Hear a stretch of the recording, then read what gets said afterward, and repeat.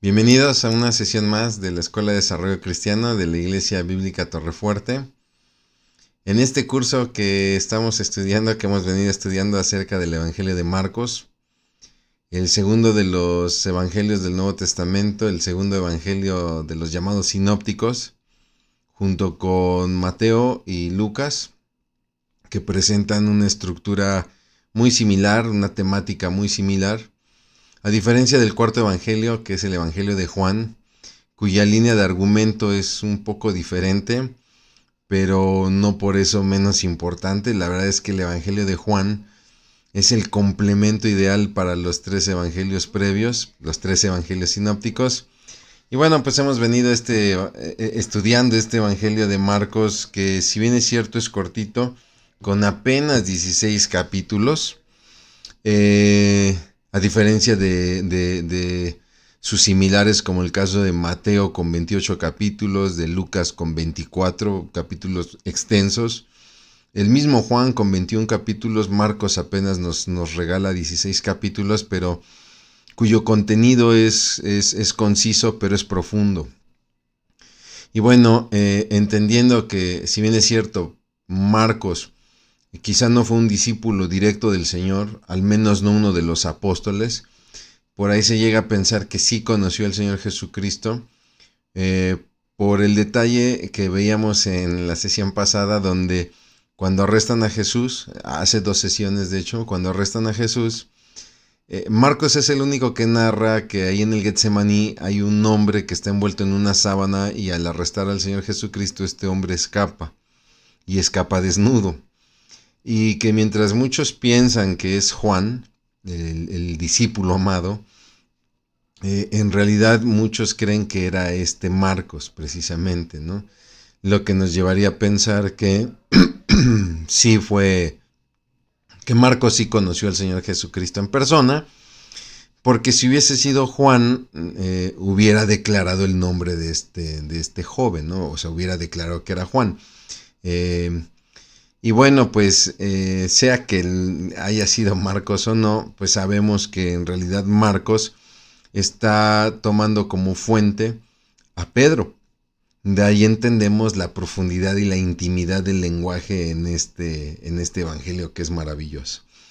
Entonces, si me lo permite, voy a hacer una breve oración para que arranquemos lo que es ya nuestra penúltima clase, lo que es la sesión número 11 de este curso del Evangelio de Marcos. Vamos a orar. Bendito Dios, te damos muchas gracias, Señor, porque eres bueno. Gracias, Padre, porque, mi Dios, tenemos tu palabra, tenemos, Padre, las buenas nuevas, Señor, del Evangelio.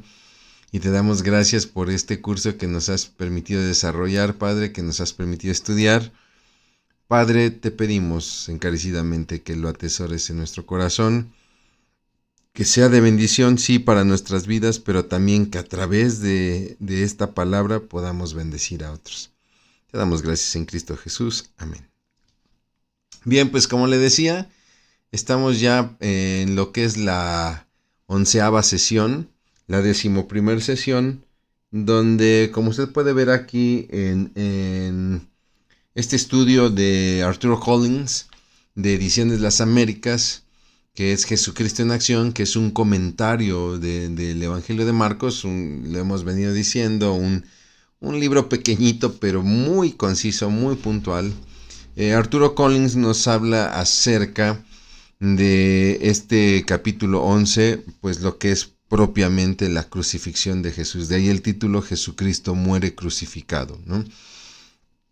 Y bueno, el título es muy, muy sugerente, ¿no?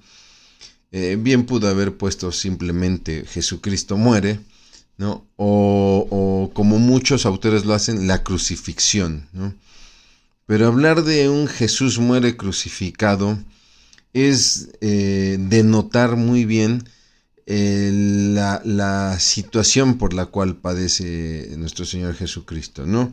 Entremos en materia sobre este asunto, porque de repente cometemos muchas veces el error, a veces no voluntario, pero llegamos a cometer el error de pues no sé si decir normalizar, pero al menos sí hacer cotidianos los conceptos, ¿no?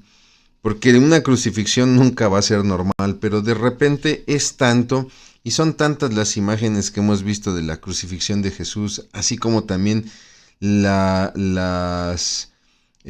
relatos de la pasión, los hemos escuchado tanto que de repente ya se nos hacen un tanto cotidianos. Pero cuando analizamos cómo funcionaba este proceso de la crucifixión, es cuando logramos entender que la muerte del Señor Jesucristo en realidad fue de lo más cruel, lo más cruento, ¿no? Había muchas maneras, los romanos tenían muchas maneras de castigar y de ejecutar con pena de muerte. Las más populares, pues obviamente es el Coliseo, ¿no? Que cuando hablamos del Coliseo, todos pensamos inmediatamente en aquel Coliseo, gran Coliseo que está ahí en la ciudad de Roma, el Coliseo romano. Pero un Coliseo romano, había muchos coliseos en otras ciudades muy importantes. ¿Por qué? Porque era una práctica, era muy gustado que presos, condenados, pues se presentaran en estos coliseos para pelear con otros gladiadores. O de repente esto que se dio, esta moda que se dio, esta terrible moda que se dio de soltar bestias, ¿no? Y ver cómo estas personas luchaban por su vida con leones, con tigres, con osos. Y digo que es terrible porque es una terrible moda porque llegó un punto en el que de repente emperadores, como el caso de Calígula, por ejemplo, tuvieron esta curiosidad por saber cómo mataba determinada bestia, ¿no? Y entonces, de repente, ellos se enteraban de que habían descubierto un animal salvaje, no sé, en la región de África, y entonces venía la curiosidad en ellos, ¿no? Oye, ¿y cómo matarán a las personas? Pues entonces averiguémoslo en el Coliseo, ¿no? Y la otra manera de ejecutar la pena de muerte, a partir o aparte, perdón, de muchas formas de tortura, pues era precisamente la de la crucifixión, ¿no? Normalmente la crucifixión era para todos aquellos que habían sido procesados por traición, por ser considerados traidores a la nación, es decir, gente que de repente se quería levantar en contra del César, ¿no? Para los romanos eso va a ser algo muy grave, y entonces la crucifixión era como el castigo adecuado ante esta falta tan grande, ¿no? Y es así que entonces a Jesús lo procesan por sedición, es decir, lo consideran como una persona que se va a levantar contra César. Y aclaro, no significa que a Jesús lo hayan considerado así. De hecho, Pilato no hallaba culpa en este hombre, ¿no? Y esto es lo que hace todavía más significativo el asunto de la pasión de Cristo, donde están dándole el castigo a una persona de la cual ni siquiera se logró probar la culpa. Los sacerdotes estaban empeñados en querer acusarlo de sedición. Este hombre dijo que va a destruir el templo y lo va a volver a reedificar. Entonces él se quiere hacer mayor que César. Este hombre negó dar tributo a César. Cuando le preguntamos acerca del tributo, él negó dar tributo a César. Pilato todavía les responde, bueno, pues aquí tienen a su rey, no tenemos más rey que César, ¿no? Ellos estaban empeñados en hacer ver a Jesús como un insurgente que se estaba levantando en contra del César. Y la realidad es que Pilato no halla argumentos para que esta acusación pues sea llevada a cabo, y sin embargo lo entrega para que sea castigado como si en verdad hubiese tenido esta culpa de sedición. Por eso es que la verdad Pilato no tiene justificación, porque muestra la corrupción, la típica corrupción de un gobernante que está más preocupado por agradar al pueblo, ¿no? Y entonces, Jesús es condenado como cualquier traidor, como cualquier revoltoso, ¿no? Y entra en este proceso de la crucifixión donde la víctima no solamente va a ser clavada en el madero, sino que tiene que llevar el madero hasta el lugar donde será crucificado para que sea la vergüenza de todos por haber osado traicionar al imperio.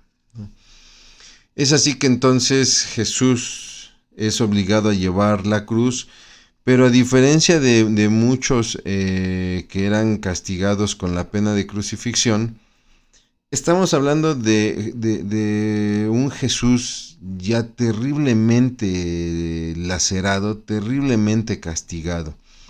Normalmente una persona que era condenada por traición se le encerraba, no se le maltrataba, no como maltrataban a Jesús, se dictaba la condena de crucifixión y entonces ahora sí, tomas tu cruz y vámonos al lugar donde serás crucificado, ¿no? Pero hay que recordar que lo que hizo Pilato primero fue mandarlo a azotar para ver si de esta manera, si después de coserlo a golpes, ya aplacaba la sed de ira que tenían los judíos y de esta manera poderle evitar la pena de muerte. Y pues obviamente esto va a dejar a un Jesús muy lacerado, ¿no? Tomemos en cuenta que el Señor es apresado la noche del viernes, la madrugada del viernes. A eso de las 3 de la mañana él está siendo procesado en casa de Anás, posteriormente Caifás. Y ahí ya había sido golpeado, ¿no? Es este famoso pasaje donde le cubren el rostro y le golpean con el puño y se burlan de él. A ver, profetiza quién te ha golpeado, ¿no? Entonces ha sido golpeado desde casa de Caifás, ha sido maltratado en casa de Herodes, ¿no? Donde le golpean también con una caña en la cabeza, ha sido maltratado en el pretorio. Y entonces estamos hablando de un Jesucristo muy lastimado que todavía tiene que llevar la cruz, que obviamente va a tener caídas porque ya está muy, muy, muy lastimado, muy cansado. Y entonces nos dice la palabra que estaba cerca del lugar un hombre llamado Simón de la ciudad de Cirene. Cirene es la capital de Cirenaica, una región que está al norte de África, donde seguramente pues este Simón por las fechas, la celebración de la Pascua, pues había asistido a Jerusalén a celebrar la Pascua, como lo hacían muchos extranjeros. Vemos en el libro de los Hechos a un etíope que también visitaba la ciudad de Jerusalén por la celebración de la Pascua, que es encontrado por Felipe y Felipe es quien le ministra, ¿no? Entonces, pues resulta que hay un Simón de Cirene, el cual uno de los soldados lo obliga a ayudar a Jesús a llevar la cruz. Y es curioso porque Marcos, por ejemplo, nos da los datos de este hombre y nos menciona a sus hijos Alejandro y Rufo. Cosa que no hacen los otros evangelios, ¿no? Tanto el caso de Mateo como el de Lucas como el de Juan. Y entonces llama la atención por qué Marcos menciona a los hijos de Simón de Cirene, ¿no? Bueno, existe la posibilidad de que al menos uno de ellos, Rufo, sea uno de los discípulos en Roma, el cual Pablo menciona enviándoles saludos, ¿no? Si no me equivoco, es precisamente en la epístola a los romanos donde Pablo envía saludos a Rufo. Y no suena descabellado pensar que sea la misma persona, puesto que Marcos lo menciona y puesto que Marcos ministraba junto con Pedro en la iglesia de Roma, ¿no? Pero bueno, es simplemente especular, ¿no? Llama la atención la mención que hace este dato. Siempre lo hemos dicho, ¿no? Cuando la Biblia dice algo, es por algo, ¿no? Tiene una razón de ser. De repente la Biblia narra una historia y de repente inserta una pequeña historia dentro de la historia, hace como un paréntesis e inserta una pequeña historia. Siempre es porque ese paréntesis, esa historia insertada va a impactar posteriormente o tendrá alguna relación, ¿no? Entonces no nos extrañe que el Marcos, al haber mencionado a los hijos de Simón de Cirene, pues haya tenido una relación con discípulos posteriores, ¿no? Bueno, pues Jesús es llevado al Gólgota, este lugar que es llamado el Monte de la Calavera. Gólgota es un término en arameo que significa cráneo, ¿no? Y es un monte. Había dos teorías, ¿no? Quizá era llamado así porque el monte tenía la forma como de un cráneo. O eh, la otra razón es que como era un lugar de ejecución, era un lugar donde crucificaban a muchas personas, seguramente ya era un lugar lleno de muchos cráneos, de muchas osamentas, ¿no? Bueno, pues ahí crucifican al Señor Jesucristo, donde el proceso es un proceso severo, va a seguir el proceso por el cual pasarán o pasarían muchos, que es el desnudarle. Aquí hay pues una polémica porque hay quienes afirman que eran desnudados completamente y entonces hay quienes afirman el Señor Jesucristo fue crucificado completamente desnudo. Yo me decanto más por otra teoría porque es cierto, normalmente a los crucificados se les clavaba en el madero completamente desnudos, porque recuerden, la crucifixión es una pena de muerte por traición. Entonces la muerte tenía que ser muy vergonzosa, ¿no? Y entonces clavar en un madero a alguien completamente desnudo pues era algo demasiado vergonzoso, ¿no? Pero considerando, como lo leí en algún comentarista, considerando que estamos en una región de judíos, los judíos en ese sentido sí eran muy, eh, si me permite usted el término, muy caprichosos o muy exigentes y seguramente habrían pedido a los romanos, bueno, si ya van a ejecutar esas penas de muerte en nuestra región, pues al menos que no sea a la vista de sus vergüenzas, ¿no? Un término muy de ellos, ¿no? Es decir, completamente desnudos. Y entonces se habla de que al menos los crucificados por el Imperio Romano en regiones donde habitaban los judíos, como el caso de Jerusalén, ¿no? De Judea, al menos se les permitiera tener una especie como de taparrabos, ¿no? Si me permite usted la expresión. Es así que entonces desnudan al Señor Jesucristo, lo acuestan sobre el madero y a todas las personas llevaban un proceso similar. Los acostaban sobre el madero y ahí les atravesaban las manos, ¿no?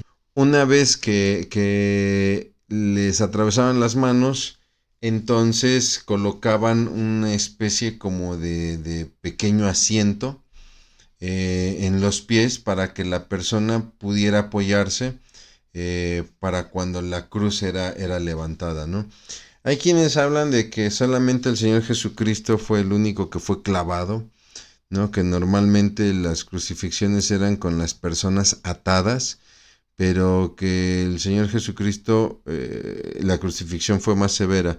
Pero no, en hallazgos arqueológicos se han encontrado muchas osamentas con marcas de clavos, o sea, era una costumbre el clavar al madero a los presos por parte de los romanos, ¿no? Entonces está la cruz o está el madero acostado, el Señor Jesucristo, lo recuestan ya desnudo o semidesnudo, lo clavan de las manos, colocan un pequeño, es como una pequeña cuña, ¿no? Esta estaquilla es como una pequeña cuña donde una vez que se levanta la cruz, ahí las personas apoyaban los pies para no perder el equilibrio y les servía un poco como de descanso, ¿no? Era un punto de apoyo. Y entonces se levantaba la cruz, se levantaba el madero y se fijaba en el suelo y ahí ya se clavaban los pies de la persona, ¿no? Era un proceso, el de la crucifixión era un proceso que tardaba de 2 a 3 días, es decir, la persona en la cruz tardaba de 2 a 3 días en morir. La persona moría muchas veces por sed o muchas veces por deshidratación, ¿no? Muchas veces porque los órganos por dentro colapsaban, agotamiento, ¿no? Y muchos de ellos llegaban a morir inclusive por infecciones, por las heridas de los clavos, morían por infecciones o inclusive hasta por la rapiña, ¿no? Llegaban las aves y aún vivos los empezaban a devorar, ¿no? Estos animalitos que son terribles y que se daban cuenta que la persona no tenía manera de defenderse y era muy común que comenzaran discúlpeme usted por lo explícito, que empezaran a comer de las heridas causadas por los clavos o inclusive los ojos, ¿no? Pero bueno, nos dice el relato en Marcos que los soldados, una vez que han crucificado a Jesús, le habían desnudado, entonces toman sus ropas y dice que se reparten los vestidos. Marcos nos refiere que se reparten los vestidos echando suertes. Perdón usted la expresión, pero casi echándose un volado para ver quién se quedaba con qué. Y vaya que si no es un dato importante ¿por qué? Porque nos refiere precisamente una profecía que se da en el Salmo 22, es el versículo 18, donde dice aquí, se reparten mi vestimenta entre ellos y tiran los dados por mi ropa. Esta es una versión de la Nueva Traducción Viviente. En Reina Valera dice, repartieron entre sí mis vestidos y sobre mi ropa echaron suertes, ¿no? Es así entonces que son estos pequeños detalles que se vuelven muy valiosos. ¿Por qué? Porque se van hilando todas estas profecías mesiánicas en la persona de Cristo, ¿no? Marcos nos da un detalle interesante, nos dice que es la hora tercera cuando le crucifican. Es decir, estamos hablando de las 9 de la mañana. Los judíos normalmente contaban el día a partir de que el sol salía, y esto se está dando para eso de las 6 de la mañana. Digamos que las 6 de la mañana sería la hora primera, entonces la hora tercera nos daría las 9 de la mañana, ¿no? Entonces el Señor Jesucristo estaría siendo crucificado por ahí de la hora tercera, ¿no? Y era una costumbre en la crucifixión el colocar un letrero con el nombre del delincuente y el delito por el cual se le crucificaba, ¿no? Es así que a Jesús le ponen en la cruz, en el madero, le ponen Jesús Nazareno, Rey de los Judíos. O sea, Jesús Nazareno es el nombre del criminal, ¿no? Y el crimen es haberse llamado Rey de los Judíos, ¿no? ¿Qué le puedo decir? ¿Qué le puedo decir? ¿No? La verdad es que es triste de repente leer estos hechos y digo, aunque uno no estuvo ahí, pues el imaginarlos, el ver a un hombre que está siendo sometido a un castigo tan brutal, acusándolo de algo que en realidad sí era. Jesús es el rey, ¿no? Pero bueno, pues es el problema de cuando obramos en ignorancia, ¿no? Y como alguna vez lo mencioné, es muy fácil de repente criticar, pero yo creo que al menos hablo por mí, si yo hubiese estado ahí, creo que yo también hubiese sido víctima de la ignorancia, ¿no? Juan nos da un dato acerca de esto porque Juan nos dice que este letrero tenía la inscripción en los 3 idiomas muy comunes de la región, que era el hebreo, el griego y el latín, ¿no? Digamos que faltaría ahí el arameo. Pero bueno, también se nos dice que Jesús fue crucificado entre ladrones y entonces aquí se cumple la profecía de Isaías, otra profecía mesiánica, donde nos dice que el Mesías sufriente fue contado entre los inicuos o entre los perversos, ¿no? Lucas es donde nos narra acerca de estas palabras que Jesús da en la cruz, perdón, al decir, Padre, perdónalos porque no saben lo que hacen. ¿A qué se refiere esto? Bueno, lo que pasa es que Jesús empieza a ser objeto de muchas burlas, ¿no? Y por ejemplo nos habla de gente que iba pasando y se burlaba, ¿no? Tú que decías que podías derribar el templo y que lo levantarías en 3 días, bájate de la cruz y sálvate a ti mismo, ¿no? Viene la burla también de los principales sacerdotes, ¿no? A otro salvó y resulta que ni este mismo se puede salvar, ¿no? O si es el Mesías y el Rey de Israel, pues que lo pruebe, que descienda de la cruz y entonces le creemos, ¿no? Y de hecho hasta uno de los crucificados, esto nos lo narra Lucas, uno de los ladrones que habían sido crucificados también ese día, empieza a burlarse, a injuriarle, y si en verdad eres el Mesías, sálvate y sálvanos, ¿no? ¿Qué estás esperando? A lo que el otro ladrón, pues le contesta, ¿no? Oye, al menos nosotros estamos padeciendo por lo que hicimos, pero este hombre es inocente. ¡Wow! O sea, mejor un ladrón logró entender quién era el Señor Jesucristo, aún por encima de sacerdotes, escribas, fariseos. Mejor un ladrón entendió, este hombre es inocente, y no solamente eso, reconoce a Jesucristo como el Señor, como el Hijo de Dios, y le dice, Señor, acuérdate de mí cuando vengas en tu reino. ¿Qué lección nos deja este hombre, ¿no? Que ya está padeciendo en la cruz, que está a punto de morir, y nos deja esta esperanza de que nunca es tarde. Yo no sé qué pudiera pasar en tu vida, qué pudiera estar pasando en tu vida, pero, pero algo maravilloso que tiene el Evangelio es que siempre nos da la esperanza de que nunca es tarde. Y yo sé que muchos de ustedes tienen a familiares, amigos que no conocen del Señor y que a veces son personas que están sufriendo, que están padeciendo o que están viviendo una situación que cada vez va de mal en peor, ¿no? Y a veces perdemos la esperanza porque decimos, es que no quieren saber de Dios, no quieren escuchar de Dios, pero la palabra siempre nos deja esta esperanza hasta el último momento, ¿no? Entonces estas palabras que Jesús le da a este hombre, de cierto te digo que hoy estarás conmigo en el paraíso, pues se vuelve de mucho valor para muchos de los que profesamos la fe en Cristo Jesús. Los evangelios sinópticos registran que llega un momento en que la tierra se cubre de tinieblas a la hora sexta. Estamos hablando entonces ya de las 12 del día. Y estas tinieblas estarán hasta la hora novena, que serían las 3 de la tarde, ¿no? Normalmente cuando la Biblia habla de tinieblas siempre es una referencia al juicio. Las tinieblas, por ejemplo, fueron una de las plagas en Egipto, ¿no?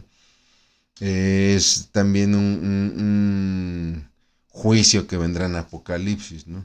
Entonces Dios, pues obviamente al su hijo ser clavado en la cruz, pues obviamente eso va a causar un descontento en el Padre y lo manifestará al pueblo al cual mandó a su hijo y el pueblo simplemente no lo recibió. Pues Dios va a mostrar su ira a través de señales de juicio, como es el caso de las tinieblas. Vendrá un terremoto, la Biblia refiere a un gran terremoto, y algo muy interesante que pasará también es que se abrirán los sepulcros y muchos resucitarán, ¿no? Pero bueno, al momento tenemos la referencia de las tinieblas y es interesante porque eh, Jesús clama en la cruz a eso de las 3 de la tarde, Eloí, Eloí, lama sabactani, que son palabras en arameo que significan Dios mío, ¿por qué me has abandonado? ¿No? Y cuando uno escucha esta oración, estas palabras, inmediatamente uno recuerda el Getsemaní, donde nos dice que Jesús estaba angustiado, ¿no? Y que su oración era, Señor, si puedes, que pase de mí esta copa, ¿no? Y cuando analizamos ese pasaje decíamos, no se trata de que Jesús está hablando de la muerte, si puedes que no muera, no, no, lo que Jesús está diciendo es, yo sé que al morir por los pecados voy a tener un distanciamiento de ti, voy a tener tu espalda, me vas a dar la espalda porque tú eres santo, tú no puedes ver al pecado. Y no estoy hablando de no puedes en una situación de habilidad, ¿no? Porque hablaríamos de un Dios que entonces no lo puede todo, ¿no? Sino que es tal su santidad que no hay pecado digno de su presencia. Y entonces Jesús lo entiende. Y él dice, yo no quiero pasar por una situación en la cual tú me des la espalda, en la cual hay una distancia entre tú y yo, pero si es necesario que se haga tu voluntad y no la mía, ¿no? Y aquí entonces está sucediendo aquello que Jesucristo había orado, ¿no? ¿Por qué me has abandonado? ¿Por qué me has dado la espalda? ¿No? Eh, y bueno, pues Juan nos regala este dato donde el Señor clama, tengo sed, nos dice que le dan a beber vino mezclado con vinagre. Algunos recuerdo muy bien que de repente esto nos lo enseñaban en las clases, ¿no? De que le daban una esponja bañada en vinagre, ¿no? Para hacerle la maldad al Señor, pero en realidad era una práctica muy común el mezclar vinagre con vino, porque eso servía como sedante, ¿no? Para el dolor de las personas. eh, y obviamente por el proceso que lleva la crucifixión, le decía yo, causa demasiada deshidratación, entonces era lógico que el Señor Jesús tuviese sed. En realidad darle agua pues era prolongar su agonía, ¿no? Entonces lo que optan es por darle este vino para calmar la sed, mezclado con el vinagre como un sedante para las heridas, sobre todo las heridas internas, pero pues obviamente el Señor lo va a rechazar por obvias razones, el sabor del vinagre, las heridas que seguramente tendría en la boca, en el rostro, pues sería muy doloroso, ¿no? Sin embargo, ante las palabras, Eloí, Eloí, lama sabactani, donde los sacerdotes no hablaban el arameo, pues ellos pensaban que estaba clamando a Elías y entonces le piden al soldado que retire el vino mezclado con vinagre porque ellos entendieron que Jesús estaba invocando a Elías y entonces dijeron, esperen, vamos a ver si Elías viene a rescatarle, ¿no? Y bueno, es cuando Jesús, dice la palabra, da un gran grito, ¿no? Juan nos dice que grita consumado es. Lucas nos comparte también, Padre, en tus manos encomiendo mi alma. Y Jesús expira, Jesús muere, ¿no? Y con esto pues también estamos viendo lo que se conoce como las famosas 7 palabras en la cruz, ¿no? Y bueno, pues a las 3 de la tarde de un viernes, el Señor Jesucristo ha muerto por tus pecados y por los míos. Y bueno, pues viene lo que habíamos mencionado, ¿no? Donde nuestro Señor Jesucristo, la verdad es que pues soportó demasiado, al menos 6 horas de tortura, aunque en realidad todo el proceso comenzó desde 12 horas antes, 12 horas porque a las 3 de la mañana ya estaba siendo llevado a casa de Caifás, ya estaba siendo golpeado en casa de Caifás.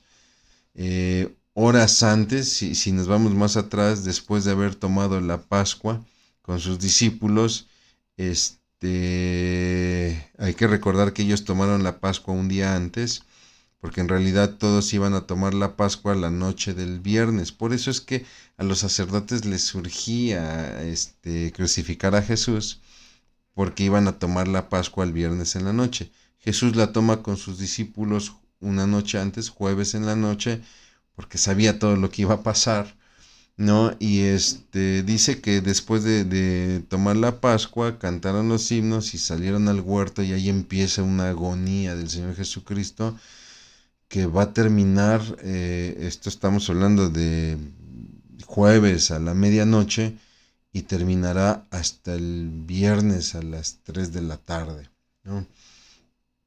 Sin embargo, en medio de todo esto, Jesús va a demostrar, como le puse ahí en pantalla, el control, porque Jesús nunca va a perder el control de la situación, y mucho menos en medio del sufrimiento. Y entonces tiene mucho sentido cuando leemos este pasaje en Juan, ¿no? Donde Jesús había declarado lo siguiente, ¿no? Tomo ahí Juan capítulo 10 a partir del versículo 17, ¿no? El Padre me ama porque sacrifico mi vida para poder tomarla de nuevo.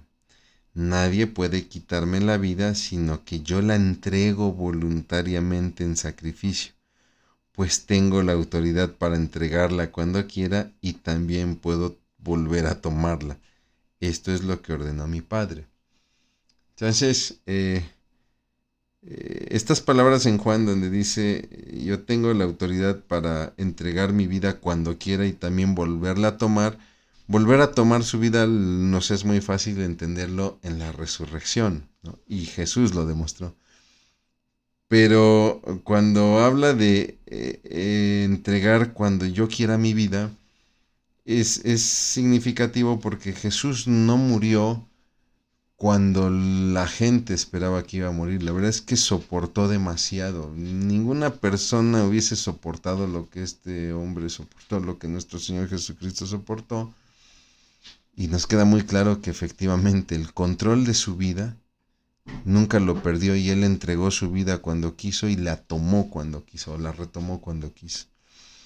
Jesús muere en la cruz a las 3 de la tarde, y entonces se nos dice que había tinieblas, que viene un gran terremoto y el velo del templo se rasga, se parte en dos. Considerando el material, la tela, el bordado con el que está hecho el velo del templo, y que se haya rasgado de arriba hacia abajo, cosa que si lo vemos a través de las leyes de la física no es muy lógico, se vuelve muy significativo. ¿Por qué? Porque el velo marcaba el acceso hacia el lugar santísimo, el cual solamente era para el sumo sacerdote. Y una vez que Jesús muere, prácticamente se está rompiendo este acceso exclusivo del sumo sacerdote, y ahora usted y yo tenemos un acceso total y completo al Padre, ¿no? Podemos acceder confiadamente ante el trono de su gracia, dice la palabra, por la obra de Cristo Jesús, que, como Él mismo lo dijo, ha sido consumada en la cruz. Entonces, pues ya no hay necesidad de sacrificios. Prácticamente todo el servicio sacrificial y de fiestas judías ha terminado. Terminó esa era. Esa es la temática precisamente de toda la carta a los hebreos, ¿no? Donde nos habla de alguien mayor que Abraham, mayor que Melquisedec, mayor que Moisés, mayor que los sacrificios, mayor que los ángeles, mayor que todo. Por lo tanto, ya no hay razón como para seguir viviendo bajo esas tradiciones de los sacrificios, las fiestas anuales, etcétera, ¿no? Y bueno, pues Jesús expresa su entrega a Dios, y entonces, le repito, se dan toda esta serie de eventos extraordinarios a los cuales un centurión reconoce. Un centurión es testigo de, al menos de las tinieblas, al menos del terremoto. No fue testigo de lo que sucede en el velo del templo, pero al ver las tinieblas, al ver el terremoto, reconoce este hombre verdaderamente era el Hijo de Dios. Y ojo, no se trata de que el hombre creyó por las tinieblas y el terremoto, sino también por una situación que pasa que es muy, muy, muy importante, muy interesante, ¿no? Estamos hablando de un centurión que seguramente pues, fue testigo y seguramente fue autor también de muchas crucifixiones, ¿no? Donde la gente clamaba piedad, clamaba, pues no sé, quizá perdón, y se resistía a morir, ¿no? Seguramente este hombre fue testigo de mucha gente que tuvo miedo a morir, ¿no? Y de repente toparse con un Jesús que desde la cruz entrega su vida, eso fue totalmente diferente, ¿no? Nos dice Marcos que hay otros testigos de la muerte de Jesús, que ahí se encontraba María Magdalena, María madre de Jacobo el menor, así lo menciona, y de José, y Salomé, que eran seguidoras de Jesús desde Galilea, desde el ministerio en Galilea. Estas mujeres atendían al Señor Jesucristo, estaban al cuidado de él. Y este es un dato muy interesante porque serán testigos de la resurrección, pese a que los sacerdotes querrán sembrar la idea de que la resurrección será un invento de sus discípulos. Marcos nos narra toda una serie de testigos. Jesús muere a las 3 de la tarde, pero tardará horas en la cruz. Lo bajarán prácticamente hasta que comienza a anochecer, comienza a caer la noche del viernes, donde ya muchos estarán tomando la Pascua. Y entonces José de Arimatea pide el cuerpo. Sabemos por otros relatos, por otros evangelios, que todavía algunos no morían. Le repito, la crucifixión llevaba de 2 a 3 días para que la persona muriera. Y entonces, como ya viene el día de reposo, ya viene el momento de tomar la Pascua, pues hay que adelantar la muerte, y una manera de hacerlo era tomar un mazo y romperle los tobillos, no los tobillos, pero las espinillas a los crucificados, para que entonces viniera un golpe de dolor, un shock, y murieran por un infarto recibido por ese golpe, ¿no? Cuando van a hacer lo propio con Jesús, Jesús ya había muerto, ya no es necesario el quebrarle las piernas, de ahí que también se cumple una profecía mesiánica donde dice que no será roto ninguno de sus huesos. Y entonces José de Arimatea pide el cuerpo a Pilato. ¿Por qué? Porque es importante preparar el cuerpo, porque ya viene la víspera del día de reposo, y entonces no se va a poder hacer después, ¿no? También la ley judía exigía enterrar el cuerpo el mismo día. Y aquí Marcos nos da detalles interesantes acerca de José. Obviamente un hombre de Arimatea, una ciudad que se encuentra a 32 kilómetros al noroeste de Jerusalén.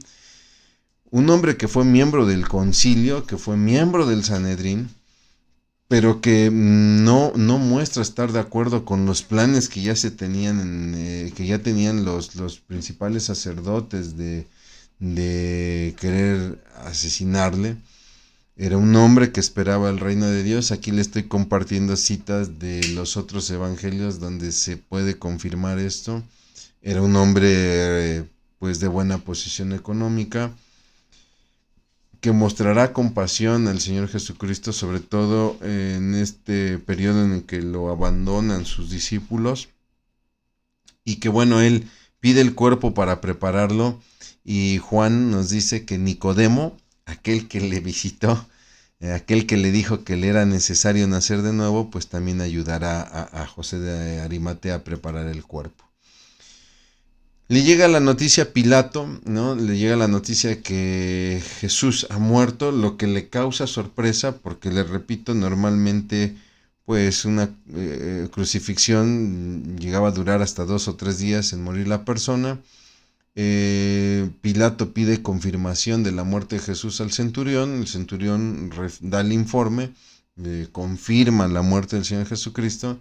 De ahí que hay muchas teorías que hablan de que niegan la resurrección de Jesús al decir que en realidad no murió, que sufrió un desmayo, etcétera.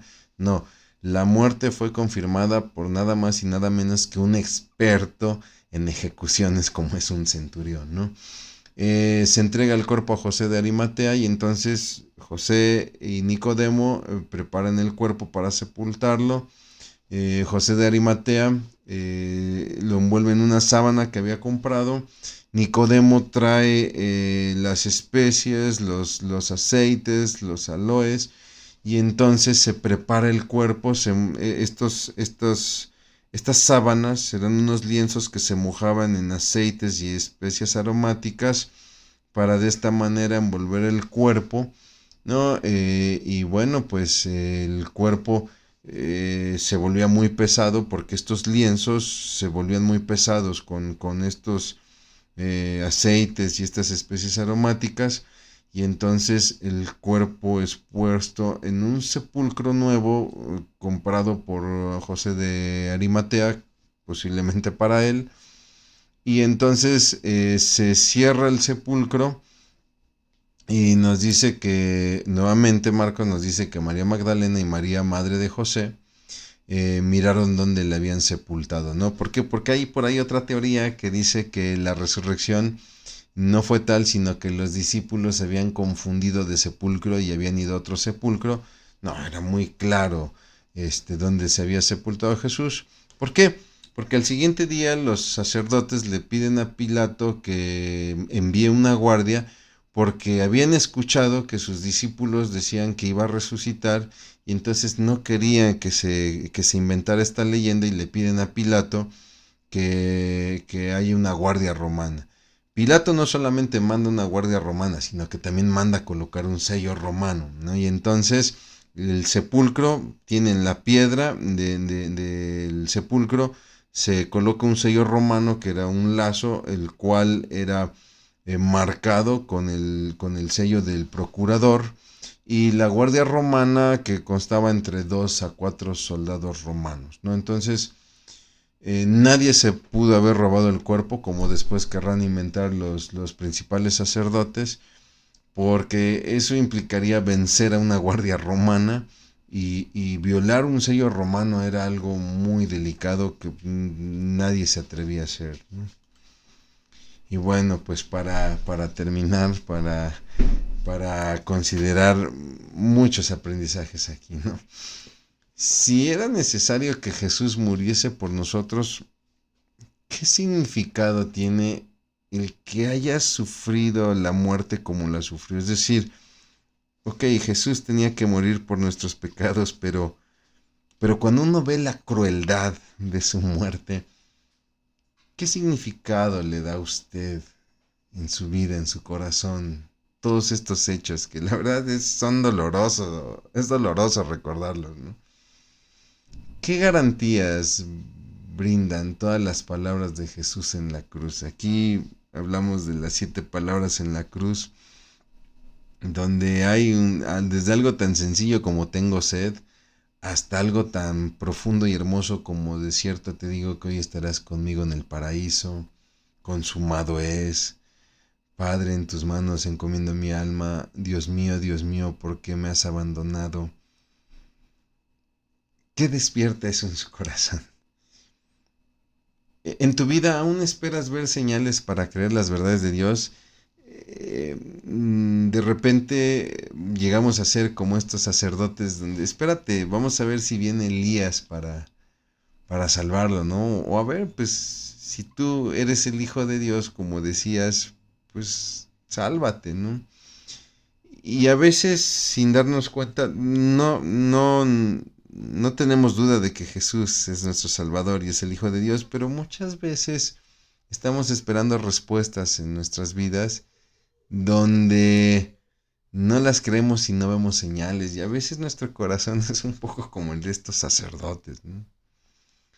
¿Qué enseñanza te deja la vida de los actos de José de Arimatea? A mí me gusta mucho leer acerca de este pasaje de un hombre que era importante, era rico, y él no tenía necesidad de estar preparando el cuerpo del Señor Jesucristo y de estarle buscando sepultura, y sin embargo se toma ese tiempo y ese trabajo. Y creo que como cristianos tenemos que aprender a tomarnos el tiempo y el trabajo para atender las necesidades de otros, aunque no sean nuestras necesidades, ¿no? Mi hermano, mi hermana, agradezco muchísimo el que pues nos haya acompañado en otra sesión más de este maravilloso curso, el Evangelio de Marcos. Eh, pues hay que seguir con la lectura de este Evangelio y nos vemos próximamente para lo que será el cierre de este curso en la sesión número 12. Le agradezco mucho, que Dios le bendiga.